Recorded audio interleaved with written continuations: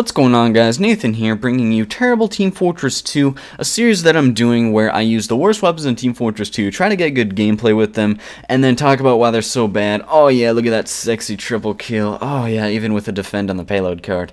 So anyway, talking about the bad weapons for the Pyro. So for the primary, I would say that the worst is the default flamethrower. Not really sure why I wasn't using the rainblower in this gameplay, but oh well. Probably because the view model is freaking gigantic in this game for that specific weapon. But for the primary, we have the original default flamethrower. For the secondary, we have the manmelter. And then for the melee, we have the default axe. And in this case, I'm actually using the frying pan, which is a reskin of the default axe. So let's get into why these weapons suck.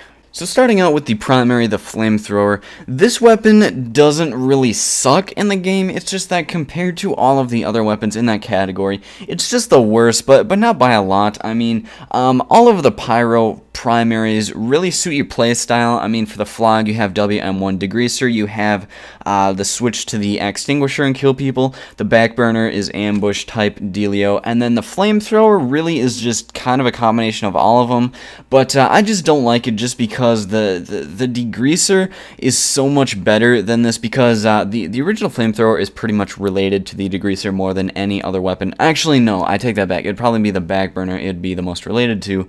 But so let's just compare it to the backburner. Actually, with the backburner, you have the crits from behind, and if you give up guaranteed crits in this game, you are just stupid. Like I would totally give up. Let's see, like 4 air blasts for guaranteed crits from behind, because even with the default flamethrower, there are some ambush type of situations where I still could have used those guaranteed crits. So I definitely take the backburner over this original flamethrower. But also in comparison to the degreaser, the flamethrower actually is worse in my opinion, because with that extra weapon swap speed for the degreaser, you are able to pull out your extinguisher and get those guaranteed crits. And like before, if you give up guaranteed crits in this game, there's something wrong with you. So I definitely take the degreaser over this, even though the flamethrower does just a little bit of extra damage, but I'd definitely rather have the ability to have guaranteed crits in my arsenal. So yeah, I'm just not a fan of the default flamethrower just because there are better options available. Next up for the Pyro, we have his secondary, or actually her secondary, you know, you never know.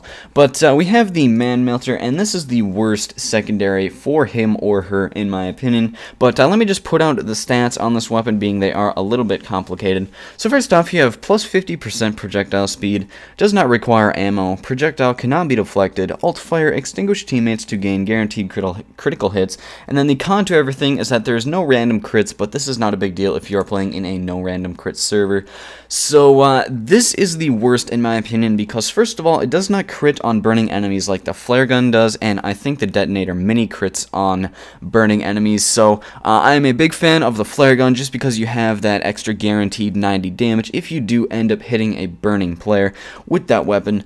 But the pros to this weapon is that plus 50% projectile speed is okay. I seem to miss a lot of shots with this thing, so I think I actually prefer the flare gun's slower projectile speed. So then you have that this weapon does not require ammo. That is decent, you know, if something doesn't require ammo, then, you know, that's a plus for anybody. But then you have the whole extinguishing teammates to get guaranteed crits.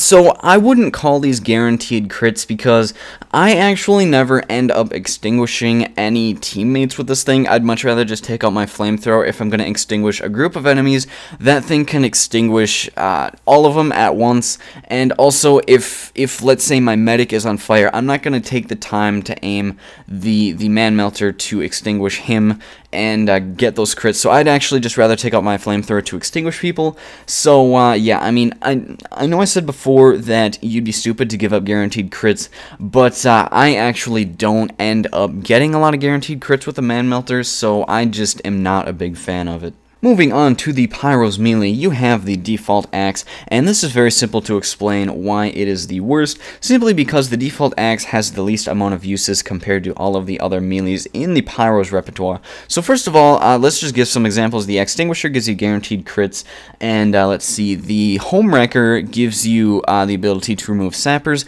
That is always useful for defending engineers and stuff like that. And then you also have the back scratcher, which does bonus damage, and also gives you more health from health packs. The back scratcher is amazing, especially if there aren't any engineers or medics on your team.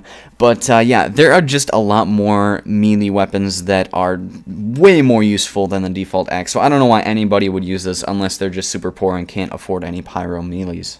And that will wrap up this video, guys. Thank you all for watching. I hope you enjoyed it. In terms of the gameplay, I ended up going 17-3 on PL Badwater. Luckily, I had a pocket medic with me. I think like half of the time he actually was able to pocket me all the way to Blue's spawn, so I ended up spawn camping them a couple of times and helping out our team so that there was no one on the cart. And as always, playing on PL Badwater because Badwater is an amazing map. And yeah, hopefully you guys enjoyed the video, and if you did, feel free to leave a rating. I always appreciate that as well. If you're new to my videos, feel free to subscribe for more Team Fortress 2 gameplay commentaries. And yeah, hopefully I'll see you all in the next video, and peace out.